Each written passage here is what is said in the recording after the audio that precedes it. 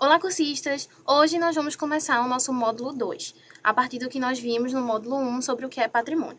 O meu nome é Cecília Mello e eu sou arquiteta que compõe a equipe técnica da DPPC, Diretoria de Preservação do Patrimônio Cultural. Na aula de hoje, nós vamos entender como o patrimônio cultural, que foi apresentado então no primeiro módulo, se materializa na cidade do Recife e como ele tem evoluído ao longo dos anos, admitindo então novas concepções. É importante salientar que nossa aula ela vai ser toda subsidiada por material que estará disponível na nossa plataforma. Bom, para iniciar, nós vamos dar um resumo sobre como o patrimônio ele é visto e como ele é institucionalizado no Brasil, no estado e no município. O órgão responsável pelo patrimônio a nível nacional é o IPHAN. O órgão responsável pelo patrimônio em nível estadual é a Fundarp. E nós, então, somos o órgão responsável pelo patrimônio no nível municipal, a DPPC. A DPPC ela é oriunda do antigo Departamento de Preservação de Sítios Históricos, o antigo DPSH, que surgiu na década de 80. A DPPC fica localizada no Pátio de São Pedro, a casa de número 25, e é o órgão da Prefeitura do Recife responsável por promover e coordenar o processo do patrimônio na nossa cidade. Dessa forma, ele participa, então, do planejamento urbano. Nós vamos ver agora um pouco da linha do tempo da preservação na cidade do Recife. Nessa linha do tempo, eu irei destacar algumas datas importantes a nível municipal. Todas as cartas que estarão apresentadas nessa linha do tempo estarão disponíveis na plataforma para vocês. Bom, iniciando nossa linha do tempo, em 1910, nós temos a reforma do bairro do Recife. Essa reforma do bairro do Recife teve como iniciativa a reformulação, a modernização do nosso porto. E com ela, então, uma série de modificações em ares europeus, como a abertura de grandes vias, a demolição dos antigos sobrados e substituição por arquiteturas mais nobres, como a arquitetura eclética, que é uma arquitetura que congrega na sua feição diversos outros tipos de arquitetura e uma grande quantidade de adornos. Avançando um pouco, então, na nossa linha do tempo, entre 1928 e 1944, nós tivemos a reforma do bairro de Santo Antônio, culminando em 1944 com a demolição da Igreja do Paraíso.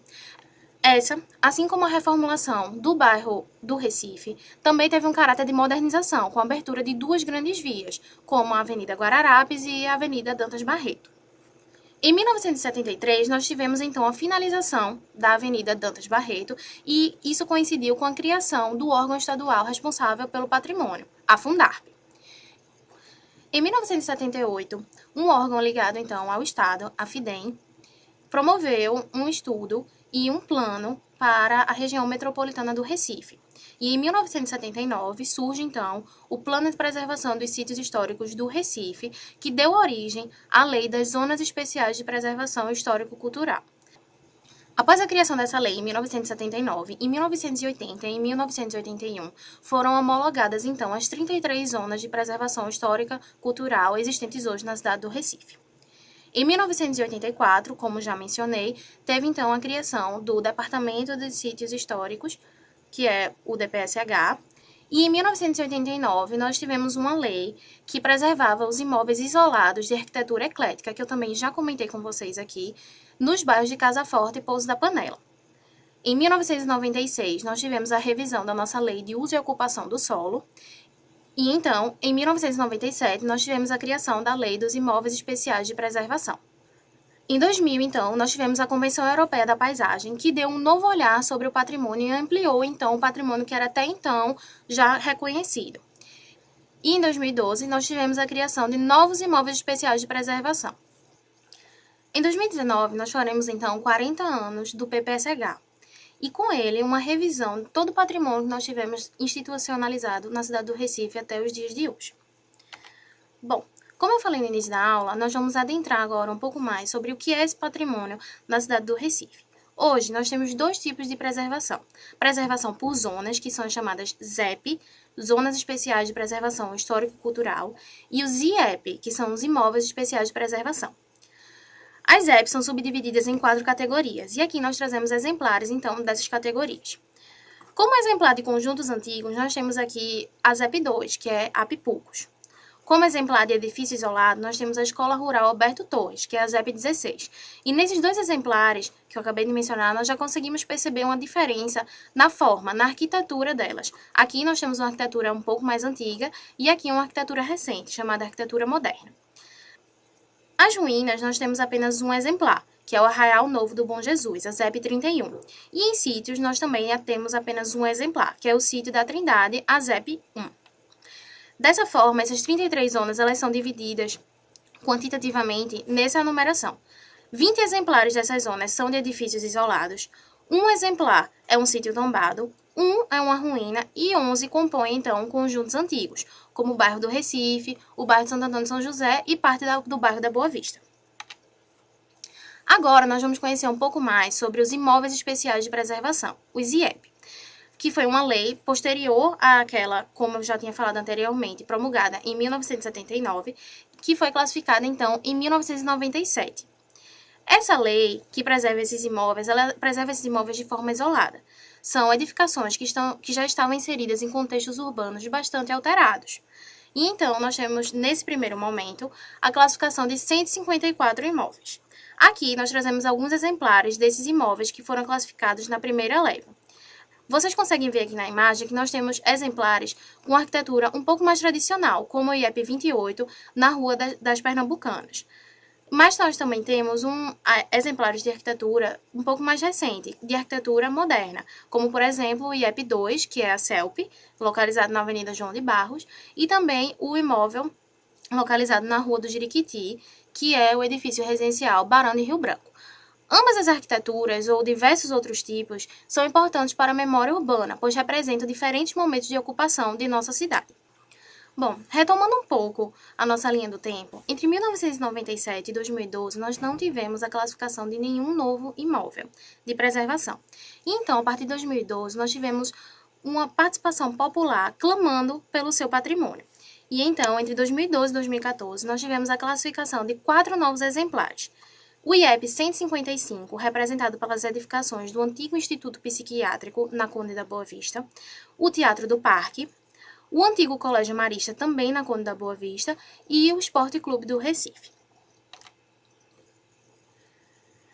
Também em 2014, nós tivemos a criação do Plano Específico da Boa Vista, que classificou de uma vez só 96 imóveis. Esses 96 imóveis, que são característicos do bairro da Boa Vista, foram classificados para salvaguardar toda uma ambiência, toda uma paisagem do bairro que estava sendo comprometida por novas construções, principalmente de edifícios em altura. E então, em 2015, nós tivemos a nossa última classificação, que classificou, então, 6 imóveis. O antigo Hospital Magitou, que fica no bairro da Várzea, o atual Consulado Chinês, na Estrada do Arraial. Juntamente com ele, nós tivemos a classificação também do Clube América. E aqui eu chamo a atenção para, mais uma vez, a participação popular clamando pelo seu patrimônio. O Clube América, a classificação dele vai para além de sua arquitetura, vai pelo seu valor simbólico e cultural para a nossa cidade, uma vez que o patrimônio da cidade do Recife ele é algo coletivo. Também, nesse momento, nós tivemos a classificação de outros exemplares residenciais de arquitetura moderna, como o imóvel especial de preservação número 257 e as casas modernistas na Avenida Rosa e Silva, que são os IEPs número 255 e 256. Bom, nesse mapa, então, nós vemos como esse patrimônio está territorializado na nossa cidade. Podemos perceber que aqui, em azul claro, nós temos o Rio Capibaribe, e que muitos desses patrimônios, que em pontinhos laranjas, representam os imóveis que foram classificados em um primeiro momento, ou seja, lá em 1997, e em vermelho, os imóveis que foram classificados posteriormente, e na cor azul um pouco mais escura, as ZEPs, que são as Zonas Especiais de Preservação Histórico-Cultural, é possível perceber que a maioria desses imóveis e áreas estão inseridos em áreas de entorno do nosso Rio Capibaribe, ou seja, áreas de ocupação tradicional da nossa cidade. Essa imagem, então, é para poder mostrar, para a gente poder entender que o território do Recife, o nosso patrimônio, ele é algo complexo. Ele não é formado apenas por casas, ele não é formado apenas por uma arquitetura tátil, mas sim todo um território. Nós temos, então, nessa imagem, uma sobreposição de água, de verde, das pessoas, que não podem ser vistas nessa imagem, mas são essenciais para o patrimônio. Não existe patrimônio sem as pessoas. Bom, pessoal, então chegamos ao fim desse primeiro momento e o próximo vídeo será uma continuação do que nós estávamos conversando agora. Vejo vocês na próxima. Ah, e não se esqueça, se você trabalha, convive ou mora em algum desses espaços, conta pra gente essa experiência lá no nosso fórum.